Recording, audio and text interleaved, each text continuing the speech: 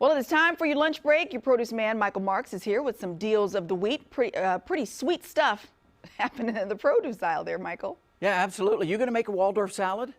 That does sound good. Yeah, you might have talked me into it just now. Yeah, lettuce prices are so expensive right now, very, very expensive, primarily because we've had some freezing temperatures down in Yuma, Arizona, and down in the desert. So supplies for lettuce is really low.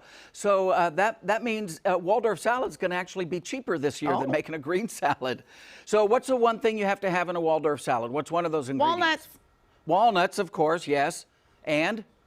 Oh, Cody says marshmallows.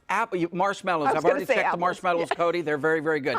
Apples. You have to have some apples. Here we go. Some Honey Crisp apples. $1.99 a pound for Honey. For MN, $17.11. You know, their nickname.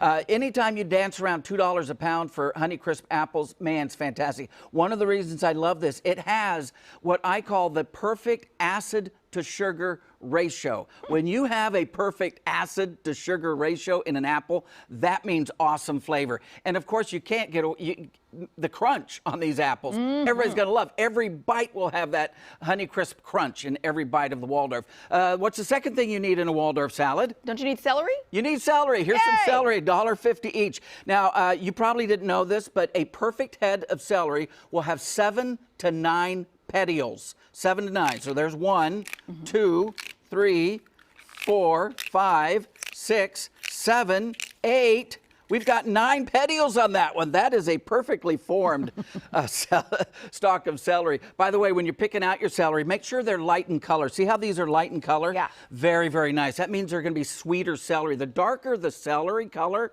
there's more chlorophyll in it, and chlorophyll is a little bit more bitter. Although it does, it's really good for your breath. That's good. Number 2, when you pick it up, it needs to be very heavy for its size. That means there's a lot of juice in these petioles. And number 3, when you squeeze it, it should squeak. A squeaking celery is a very fresh celery. Squeak, squeak. So there you go. So Waldorf salad, that's what I'm going to do. You're going to do some mashed potatoes? Oh, that sounds yummy too. Okay. So you just added to my menu today. You need some potatoes.